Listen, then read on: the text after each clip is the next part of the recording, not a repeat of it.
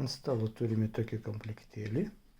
Čia yra originalus pultelis BFT, o čia yra originalus išorinis imtuvas irgi iš BFT. Kaip matome, čia yra du mygtukai. Pirmas mygtukas ir antras mygtukas. Čia yra du kanalai. Tarkim, paspausim pirmą mygtuką, tai čia bus pirmas kanalas. Kaip matome, užsidegė lėdas.